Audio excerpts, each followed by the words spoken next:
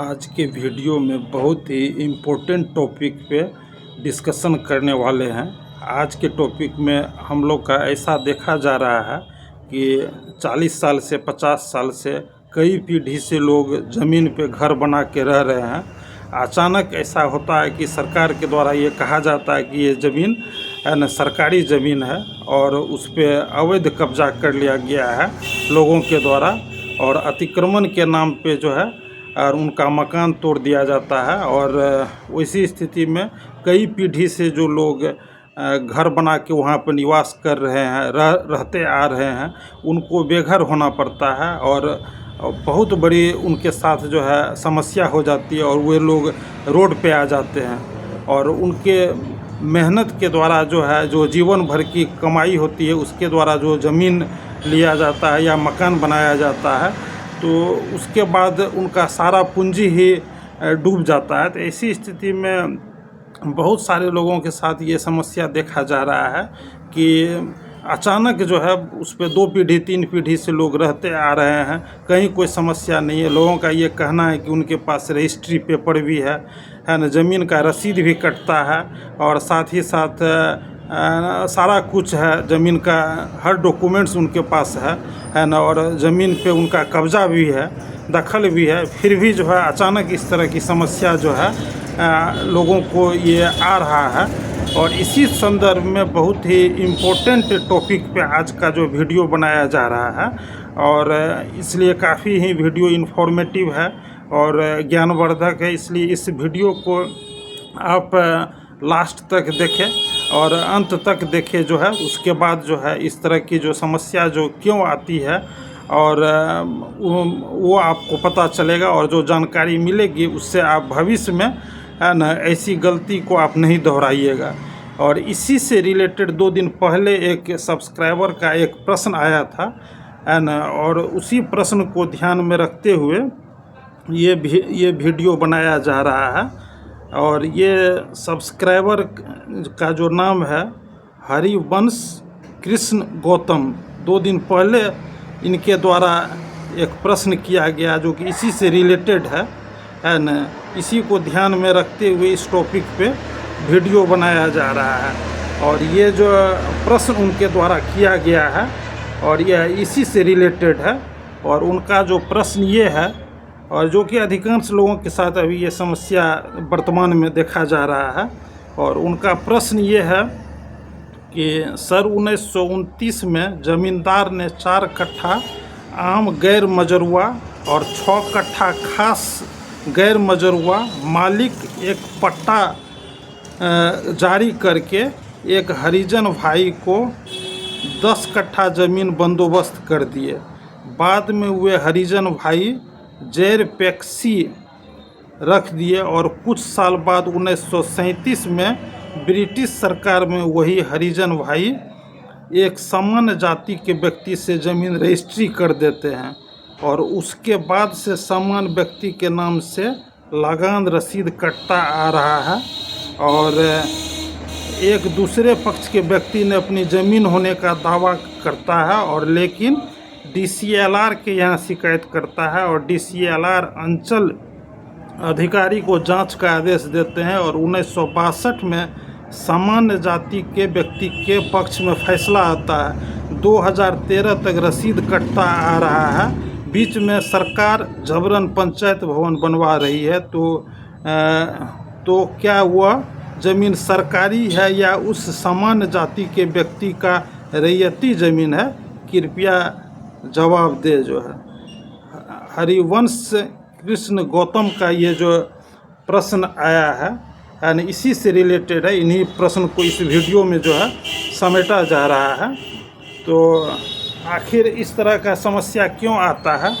तो लोग ज़मीन लेने से पहले जो है कुछ जो मूलभूत जानकारी होनी चाहिए जो है ना, वहाँ पे लोग ज़मीन ले लेते हैं, रजिस्ट्री करा लेते हैं, दाखिल खारिज भी उनका हो जाता है, कई पीढ़ी से रह रहे हैं, रसीद भी कटता आ रहा है। जैसा कि इस प्रश्न में भी बताया गया है कि वो ज़मीन जो है 4 कट्ठा गैर मजरुआ आम था और 6 कट्ठा जो है गैर मजरुआ खास था। जो है 1929 ईस्वी में ज़मींदार ने किसी को बंदोबस्त कर दिया।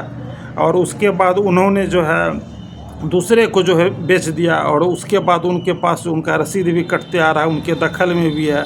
अब जो है सरकार ये कर रही है कि उस पर पंचायत भवन सरकार बना रही है, सरकार कर रही है कि ये सरकारी ज़मीन है। आखिर ये समस्या 1929 से लेकर ये अभी तक जो है ये समस्या नहीं आ रही थी, अचानक ये समस्या क्यों आ जाता है?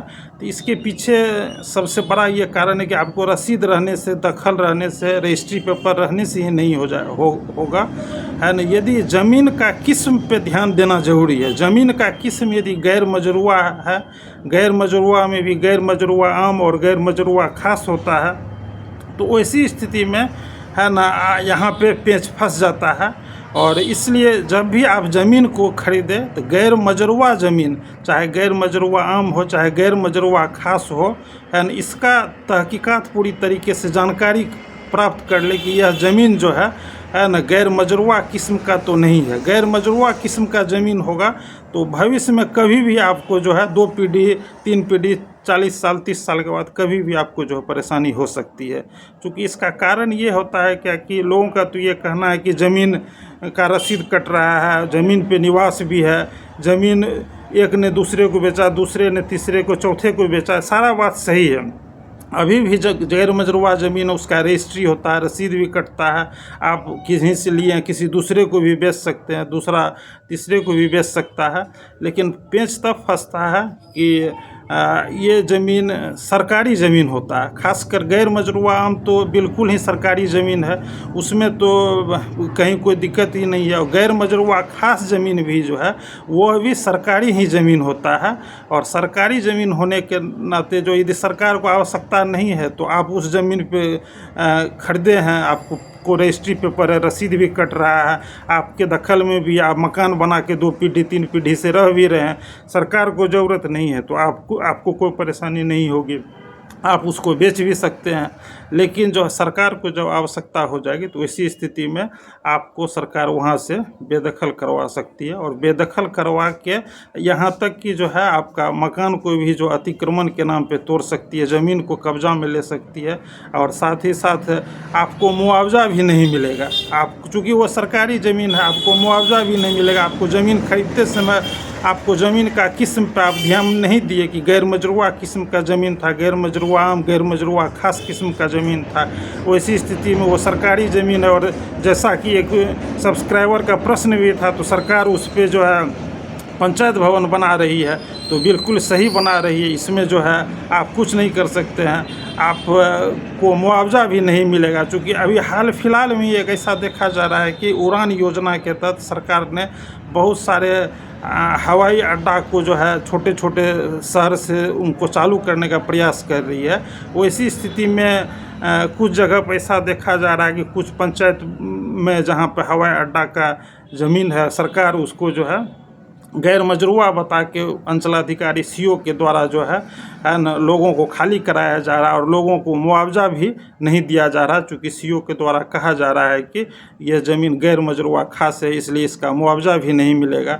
अब लोग कई पीढ़ी से मकान बना कर रह रहे हैं, है ना, उनका मकान टूट रहा है, लोग बेदखल हो रहे हैं, तो परेशानी ये हो जाती है। इसलिए ये समझने का ज़रूरत है कि गैर मजरूआ आम हो या ख़ास ज़मीन का यदि किस्म है तो आपको भविष्य में परेशानी हो सकती है। इसलिए ज़मीन का जब भी खरीदारी करें तो वैसी स्थिति में गैर मजरूआ आम और गैर मजरूआ आम तो बिल्कुल ही नहीं खरीदें। और गैर मजरूआ खास में भी आगे जाके वो भी सरकारी ज़मीन है, सरकार को जब आवश्यकता होगी तो सरकार जो है उसको अपने कब्जा में ले सकती है। आपको मुआवजा भी नहीं मिलेगा, आप उस पर दावा भी नहीं कर सकते हैं। सारा पेपर आपके रहने के बावजूद भी लोगों के साथ ये समस्या होने का मूल कारण यह है न। इसलिए आगे से जो आप ज़मीन खरीदने में है न ज़मीन के किस्म पे ध्यान दें और इस तरह की ज़मीन गैर मजरूआ आम और ख़ास से बच के रहे। सरकार दावा करेगी तो वह सही में सरकारी ज़मीन है। जानकारी अच्छी लगी हो तो चैनल को सब्सक्राइब कर ले जो न्यू व्यूअर है, ताकि नोटिफिकेशन आपको वीडियो डाला जाए तो नोटिफिकेशन तुरंत मिले। चैनल को लाइक करें, शेयर करें।